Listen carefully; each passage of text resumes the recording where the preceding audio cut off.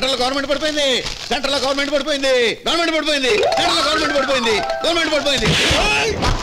Government పడిపోతే నీకు అంత ఆనందం ఏంట్రా? ఎలక్షన్లు వస్తాయి కదండి, పండగే పండగ. దేశభక్తులు కానీ నేను తట్టుకోలేకపోతున్నాను. ఎలక్షన్లు వస్తే పండగేంట్రా? ఈ దేశానికి దండగా 850 కోట్లు ఖర్చు అవుద్ది. నీ బాబు గారు ఇస్తాడా? మా బాబు ఎందుకు ఇస్తాడండి? మీ మూటలో ఇప్పుతారు. మీలాంటి వారికి ఏడాది పొడిగినా పండగే, మాలాంటి వాళ్ళకే ఎలక్షన్ వస్తేనే పండగ. ఎందుకో తెలుసా అండి? 4 రోజులు తాగొచ్చు, తినొచ్చు, ఓటేసిన రోజున 100 రూపాయల నోటు జేబులో పెట్టుకోవచ్చు. మీలాంటి వారు నిలబడ్డారనుకోండి 500 పెట్టుకోవచ్చు. మాట వరుస కన్నానండి. తినమరిగిన కొడి ఇల్లికి కూసిందంట, చెప్తా పదా. ఇదేంటబ్బా, రూమ్ లేకుండా పిడుగులా ఎక్కడ కూడిపడ్డాడు బాలకోటయ్య? గవర్నమెంట్ పడిపోయింది కదా, తెలుసుకుని వచ్చి ఉంటాడు. నమస్కారం చెంచురామయ్య గారు. తమరికి దండేసి వెళ్దామని వచ్చాను. మామూలుగా అయితే 3 సందర్భాల్లో దండేస్తారు. 1 దేవుడికి, 2 ఏదైనా ఘనకార్యం సాధిస్తే, 3 చచ్చిన శవానికి. నువ్వు దేవుడు కాదు, స్కాములు తప్ప ఘనకార్యాలు ఏమీ చేయలేదు. సో మిగిలిన 3వ దాని ప్రకారం రాజకీయంగా చచ్చిన నువ్వు శవం గనక దండ వేస్తాను. బాలకోటయ్య, రాజకీయాల్లో ఎప్పుడు నువ్వు నాకంటే వీకేనయ్యా. అసలు ఈ దేశంలో స్కాములు చేసిన వాడిని ఒక్కడైనా 1 సంవత్సరం జైల్లో పెట్టారా? లేదే. ఒక్కడి దగ్గర డబ్బు వసూలు చేశారా? లేదే. జనం మనకు ఓటేయటం మానేశారా? లేదు. 5 సంవత్సరాలకు ఒకసారి ఈడికి కాకపోతే ఆడికో, ఆడికి కాకపోతే ఈడికో ఓట్లు వేస్తూనే ఉన్నారు. చూడు, నేను సంపాదించిన డబ్బులో 1 బస్తా తీసుకెళ్లి పార్టీ ప్రెసిడెంట్ మొహాన్ని కొట్టాననుకో, మళ్ళీ నా సీట్ నాకు ఎలాట్ అవటం ఖాయం. ఆ సంగతి నేనే అసలు నీకు దండేద్దాం అనుకున్నాను. ఎందుకో తెలుసా? నీ కూతుర్ని దాని మొగుడు వదిలేశాడు.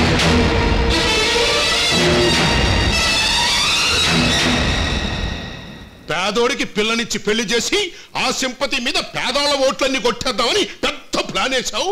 అది తిరగబడి బొక్క బొర్రలో పడ్డావు. మొగుడు వదిలేసిన కూతురికి తండ్రిగా ఇప్పుడు నువ్వు చచ్చిన శవానివి. అంటేమంటావా?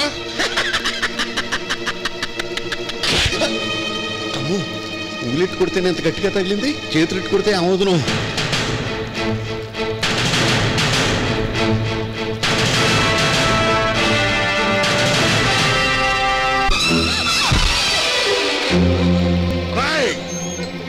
నా కూతురు కాపురంలో నిప్పులు పోస్తున్న దీనికి గుడ్డు గీయించి సిగ్గుతో చచ్చేలా చేయాలి.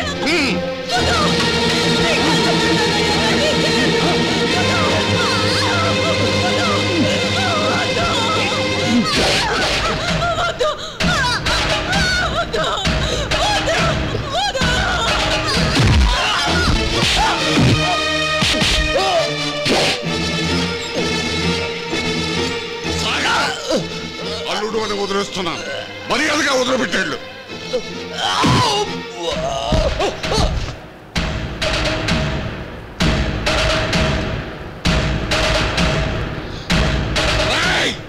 వాడిని వదలొద్దు.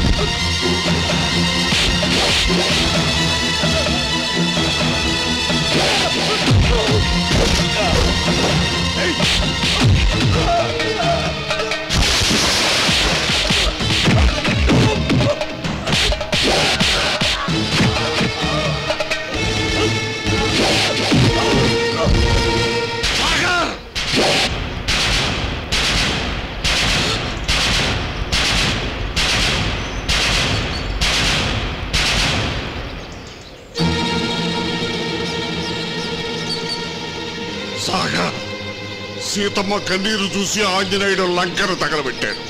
నా కూతురు కన్నీరు పెడితే మొత్తం ఊరినే తగలబెడతాను. బుద్ధి లేకుండా మాట్లాడకండి. ఒక ఆడకూతుర్ని ఈడ్చుకొచ్చి గుండె గీంచమని చెప్తున్న మీరు రాజకీయ నాయకుడు అయినందుకు అల్లుడిగా కాదు, ఈ దేశ పౌరుడిగా సిగ్గుతో చస్తున్నారు. ఇతరులకు ప్రజాస్వామ్యం గురించి ఉపన్యాసం ఇవ్వడం తప్ప సభ్యత, సంస్కారం మీకేమైనా ఉన్నాయా? మీ కూతురు చెప్పిందని రౌడీజానికి దిగారు. అసలు ఈ అమ్మాయికి నాకు మధ్య ఉన్న సంబంధం ఏమిటి అని ఒక్క ముక్క అడిగారా? అంటే ఆ అమ్మాయికి నీకు మధ్య ఉన్న సంబంధం నిజం కాదంటావా? కాదు, ఎప్పుడో తెలుసుకోవాల్సిన నిజాన్ని ఇప్పుడే తెలుసుకోండి. చెంచురామయ్య కూతురు భానుమతి నేను ఒకే యూనివర్సిటీలో చదువుకునేవాళ్ళం. ఏ బాను, కాలేజీకి టైం అవుతుందే, ముందు కళ్ళ నుంచి బయటికి రా. ఏమిటే ఏమంటాడు మీ సాగరు? కనీసం కళ్ళలోనైనా వాటేసుకున్నాడా? లత, అబ్బా కోపం తెచ్చుకోకే. కోట్ల ఆస్తితో పాటు అబ్బాయిల్ని క్యూలో పెట్టించగల ఐక్యూ ఉన్న ఆడపిల్లవి. నిన్ను పురుగులా చూసే ఆ సాగర్ కోసం ఎందుకింత ఆరాట పడుతున్నావో నాకు అర్థం కావటలేదు. పోరాడి గెలుచుకోవడం నాకిష్టం.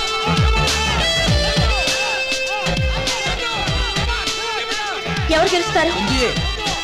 నో, ఓడిపోతాడు. లేదే, చందుయే గెలిచేటట్టున్నాడు. నో, ఓడిపోయేటట్టు నేను చేస్తాను. ఎలా? చందు, నువ్వు ఓడిపోతే 50,000 ఇస్తాను.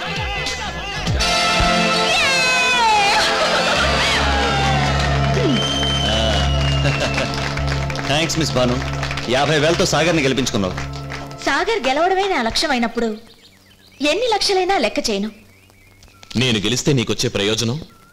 నేను ప్రేమించే వ్యక్తి ఓడిపోకూడదు.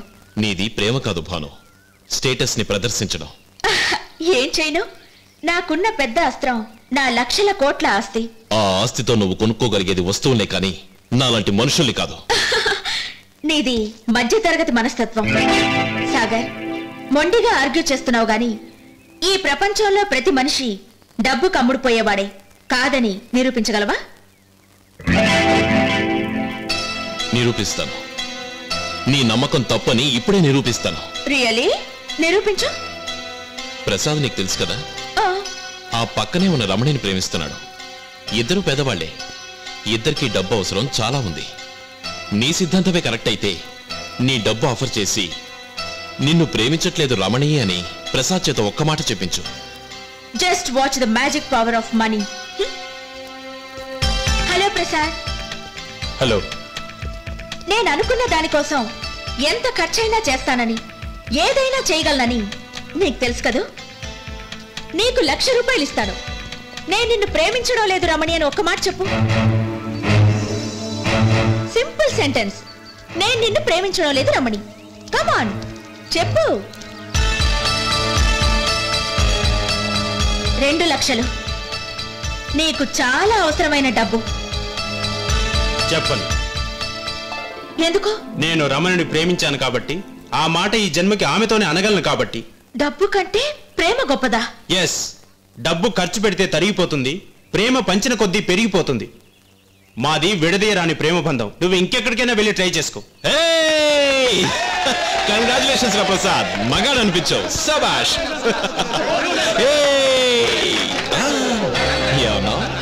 Just watch the magic power of money. Power of power of power of power of power of power of power of. Bhanumati, ఏ భానుమతి, భానుమతి.